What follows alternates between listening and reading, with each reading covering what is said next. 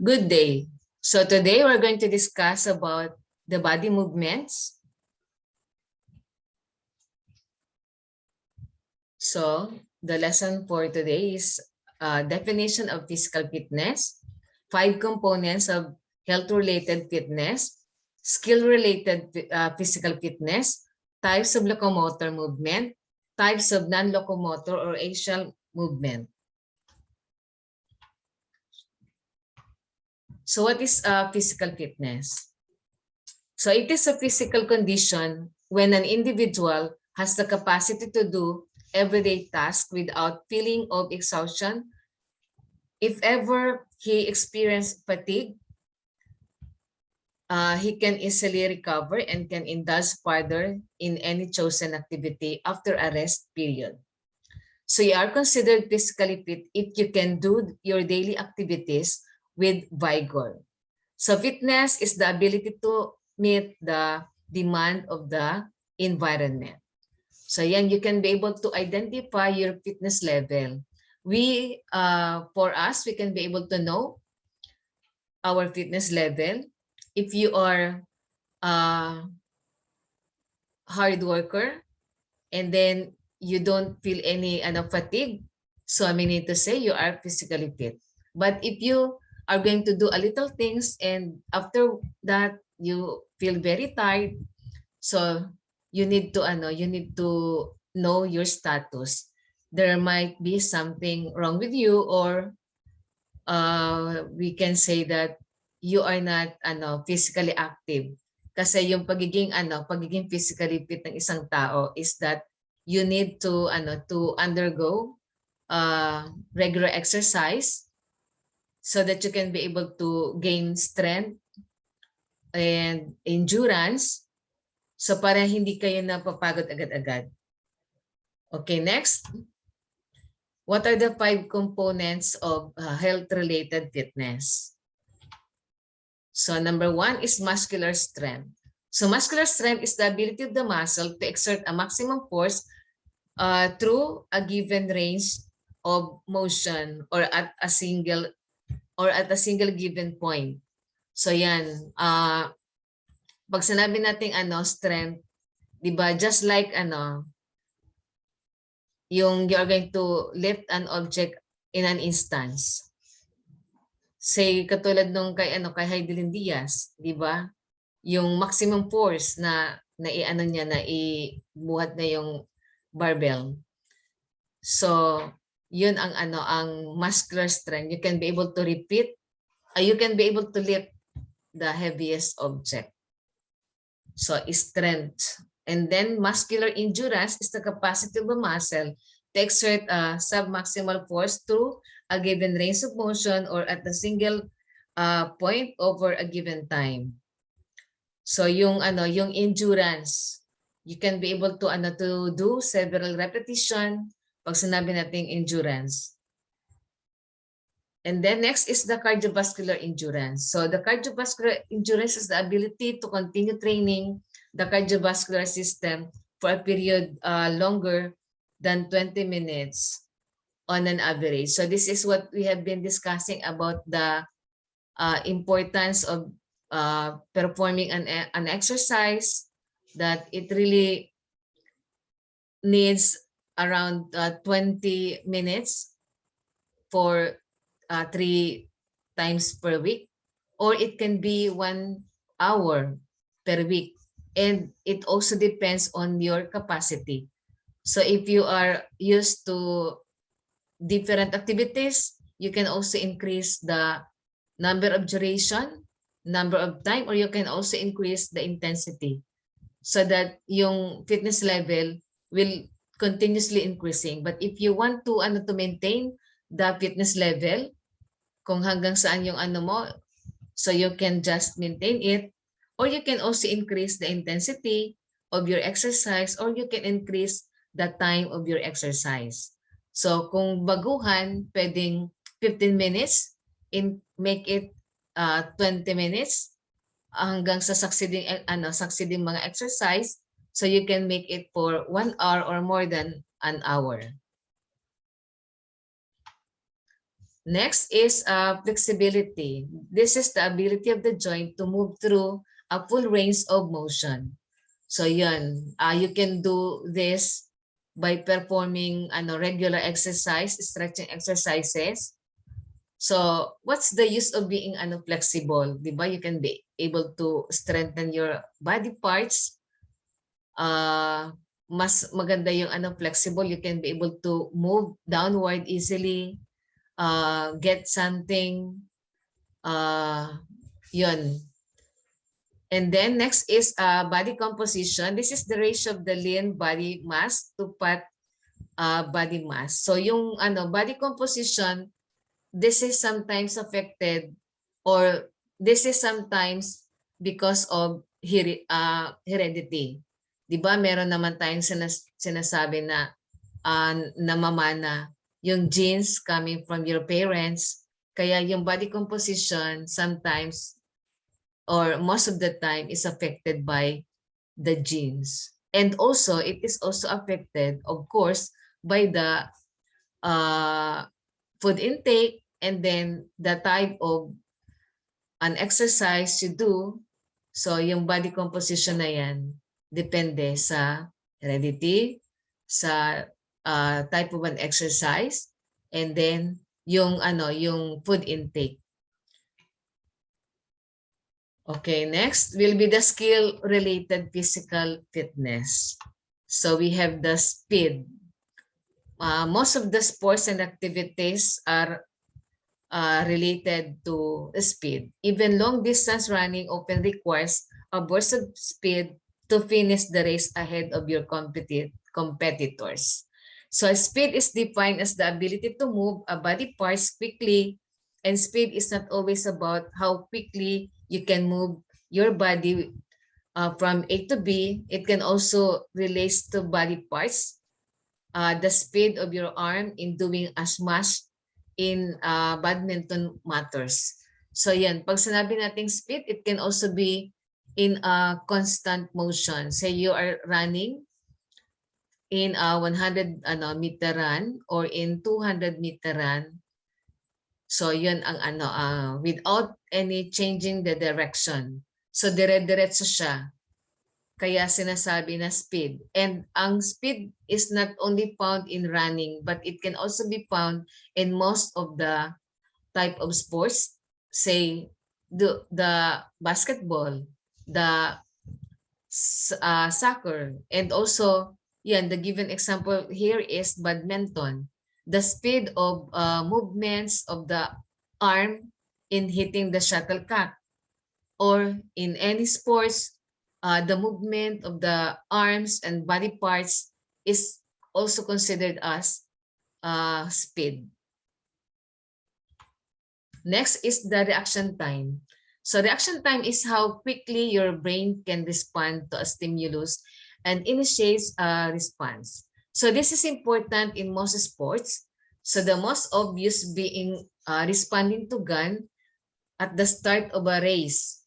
So di ba yung sa sa running competition, there is na starting gun na ginagamit. So usually nagkakatalo pagdating sa start. Yung ibang player kahit na na mabilis sila tumakbo, but hindi quick yung yung response nila, hindi mabilis yung response nila doon sa sa start ng ng race. So medyo naiiwan. Masyado importante yung yung start sa mga running competition. And then yung iba na reaction time, masasabi natin na importante ito masyado.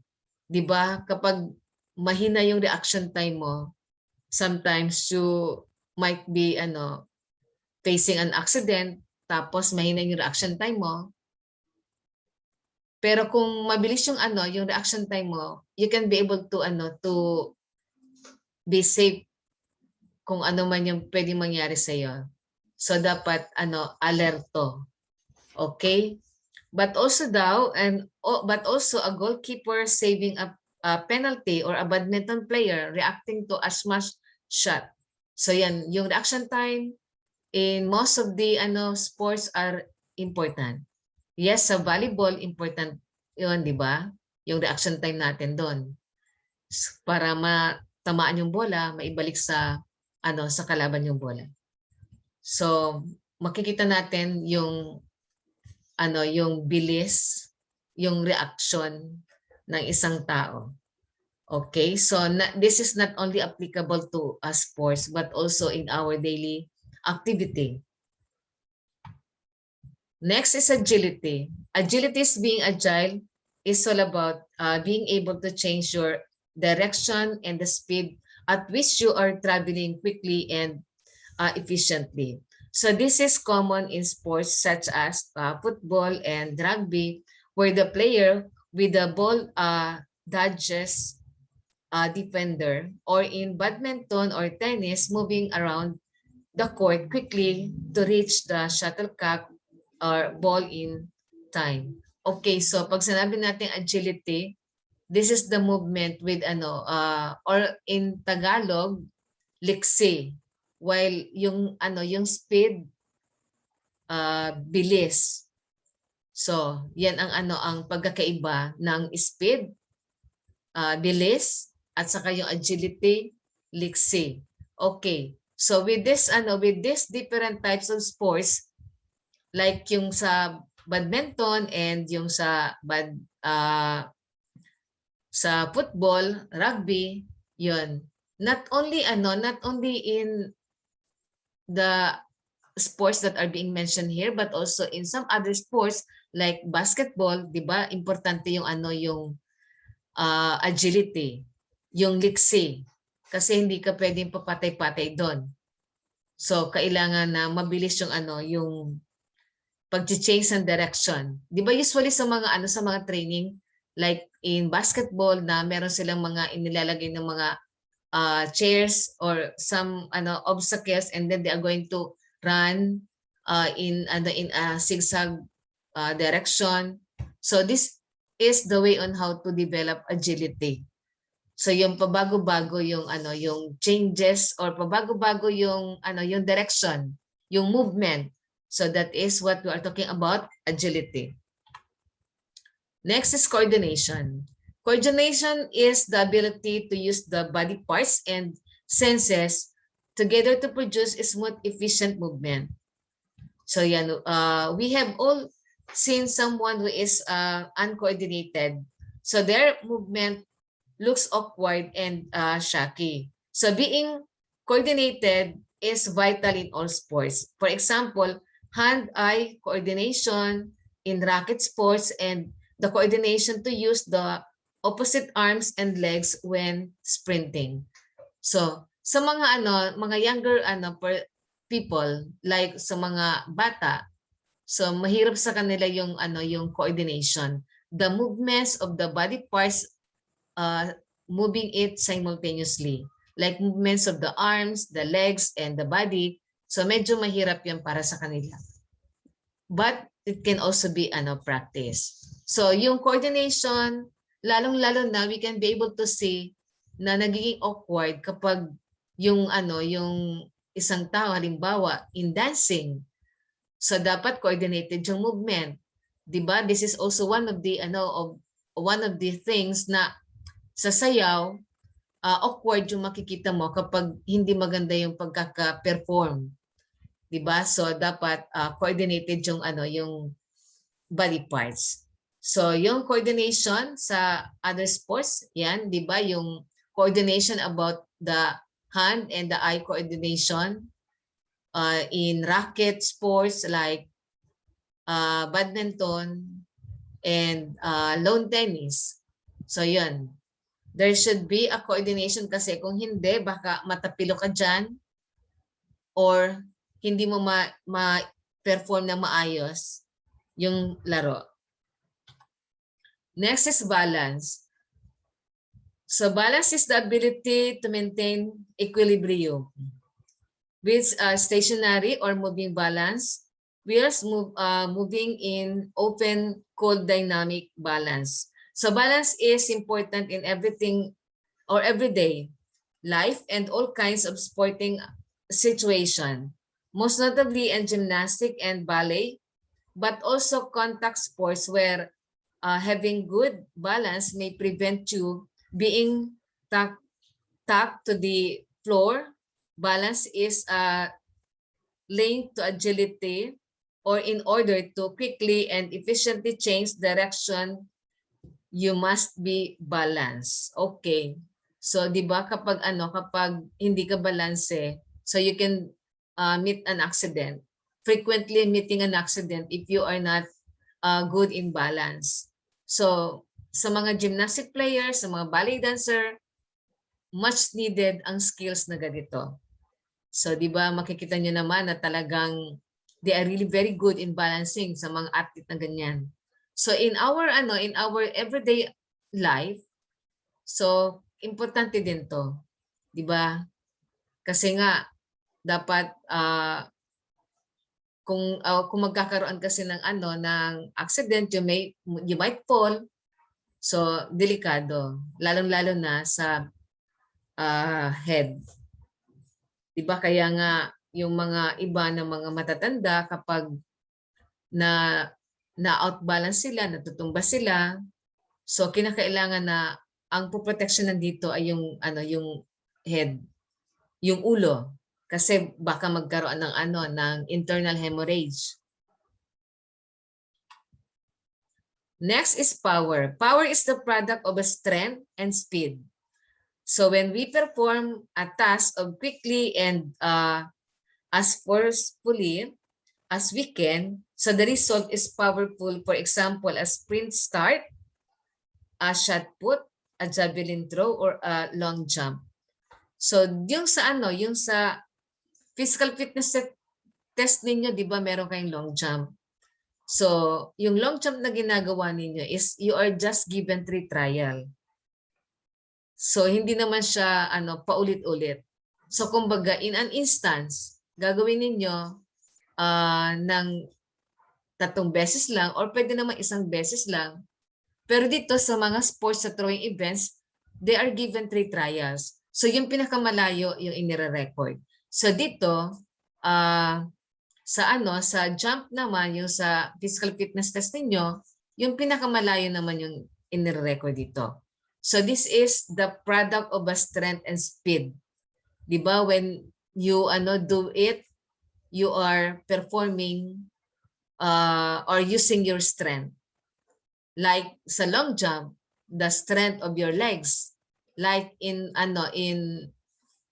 the speed, the strength of or the speed is also in running. Nandyan din yan. So in other sports, yung mga throwing events na yon. So the more na powerful ka, the more na you have the chance to win in a competition.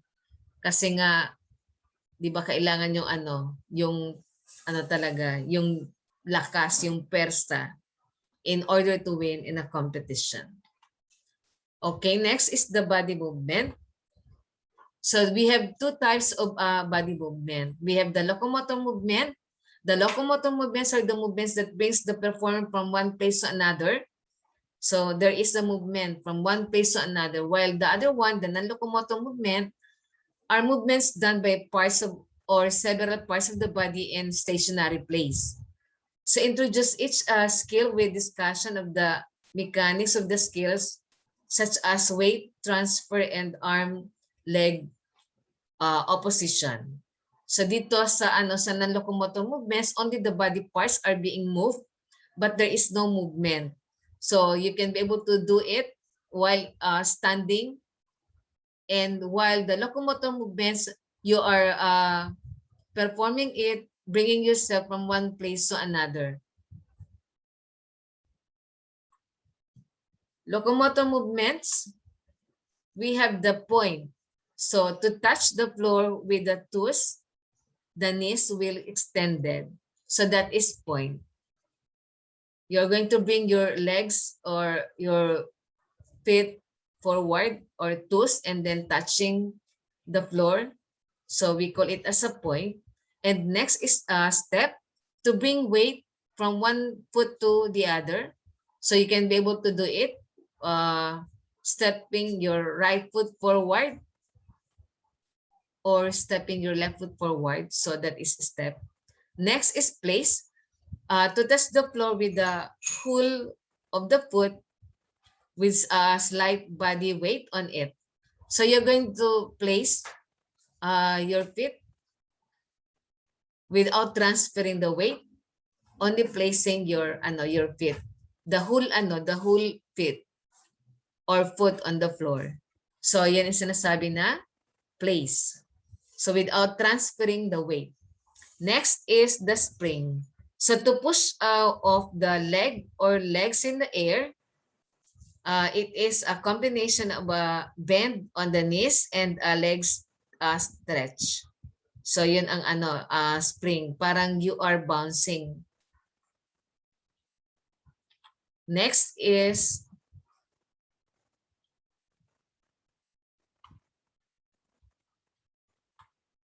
okay, so during the actual activities, it is necessary for you to maintain proper posture. So what is the proper posture? So yan, proper posture or the proper alignment of the body parts, whether standing, sitting, walking, or running. So the example given on the on this is that on how to find out if you have your good posture. So you need to bring your body on the wall and then sit to it that you are touching your head on the wall with your back, and then yan, nakita nyo yung back, shoulder, head against the wall. Pero do not so 'di ba magkaiba naman kasi yung arrow na nandito. Head against the wall, nandun dapat sa taas. Tapos yung butt dito sa may puwet. Back and shoulder lang ang nagtama. Diyan sa nakikita nyo. And then heels around about 6 inches in front of the wall. So yan. If you want to to have a good posture, you can be able to do this. And then while after that, you need to maintain your posture. Anyway, it can also be trained. You can be able to correct your posture kung medyo hindi maganda yung posture ninyo. And then this is also needed for the younger person, like to your future students, like in the elementary, di ba? You can be able to correct the posture of your student so that they will develop na proper ang development ng posture. So alam naman natin that ang posture is very important in personality. 'Di ba? Sometimes if you have this posture na hindi maayos, so parang you do not have a strong personality. Pero kapag maayos yung posture, parang it looks like that you have a strong personality. So yung posture is very important in the personality of a person. Okay, so next. So types of locomotor movement. Another types of locomotor movements is the walk, a series of a step in all direction. So that is walking. Another is a walk with longer stride. And there is a push of the foot to suspend the body momentarily in air.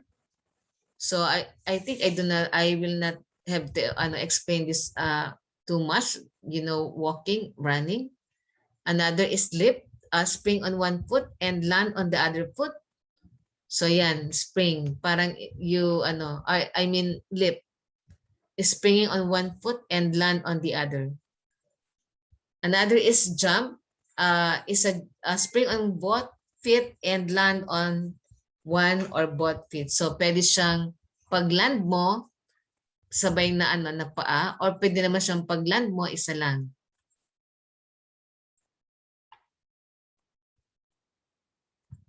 Another is the hop. Hop is a spring on one foot and land on the same foot. O springing on one foot and land on the same foot. Okay, parang ano siya, itong nag-kick. Okay, next is skip. Skip is a step and hop on the same foot in one count. 'Di ba? While I'm sure that you already experienced doing this, yung sa skipping rope. Yan. Next is gallop, a combination of step and cut, usually done sideward. Okay, so next is a slide. Yan, move along a smooth surface while maintaining continuous contact with it. So that is a slide. So non-locomotor movements. So non-locomotor movements, any movements that does not travel and of course above a stationary base.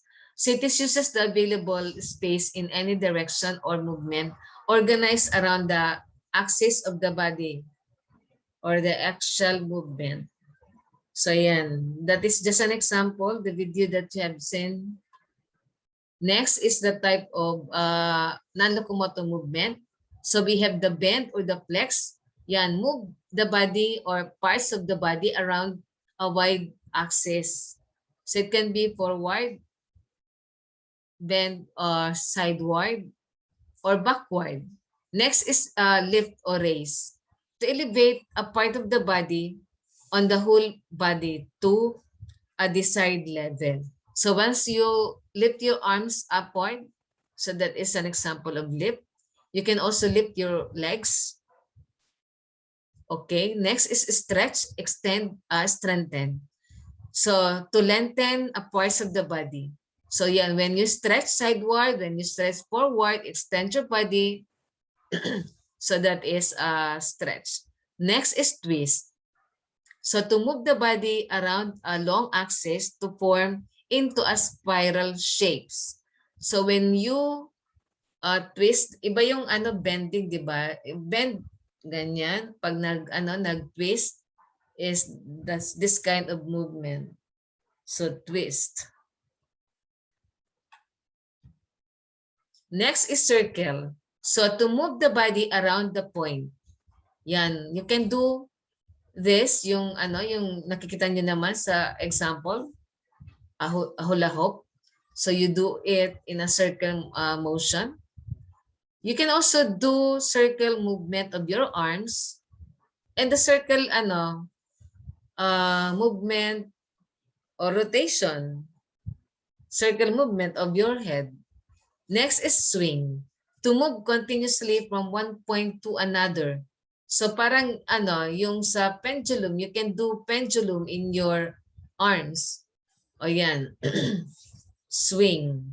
Swing your arms. Next is turn or rotate to change direction to move around an axis. So rotate or turn.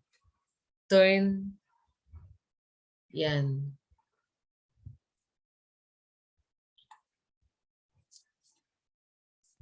Okay, so that's it. That's the end of our lesson for the components of physical fitness, the locomotor and non-locomotor movements. Okay, see you next meeting. Thank you.